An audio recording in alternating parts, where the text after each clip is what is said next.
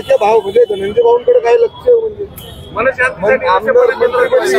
चांगले त्यांनी योग्य पर्याय निवडला. त्यांना मनशांती. वैष्णवी आगवणेच्या घरी मी भेट दिली, तिच्या आई वडिलांना भेटले आणि तिच्यावर जी वेळ आली ती कोणत्याही मुलीवर या महाराष्ट्रात या देशात येऊ नये हीच माझी इच्छा आहे. पण तिला न्याय मिळाला पाहिजे आणि त्यामुळे तिला न्याय मिळायच्या प्रत्येक पावलात आम्ही त्यांच्या सोबत आहोत. ही जर चौकशी कुठे द्यावी, कोणाकडे द्यावी हा सर्वांचा निर्णय गृह मंत्रालय योग्य विचारांती घेणारच आहे. पण तिला न्याय मिळेल ह्याच्यात कुठलाही संदेह आमच्या मनात नाही. अनेक महिला समोर येत आहेत की महिला आयोगाकडे तक्रार केली, दखल घेतली गेली नाही, पोलीस दखल घेतली जात नाहीये. महिला आयोगावर सक्षम युक्ती हवा असं वाटत नाही का तुम्हाला? मला असं वाटतं की एक महिला जेव्हा तक्रार करते त्या तक्रारीचं गांभीर्य लक्षात घेऊन त्याच्यावर दखल घेणं हे कायद्याने क्रमप्राप्त आहे.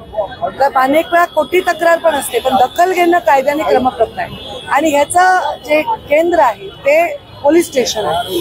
पोलीस स्टेशनला कोणी तक्रार केली तर त्याची दखल घेणं हे कायद्याने क्रमप्राप्त आहे. महिला आयोगाला ज्या सुनावण्या असतात त्याच्यात या प्राधान्याने वेळ देण्याची सूचना आणि विनंती आम्ही त्यांना करू.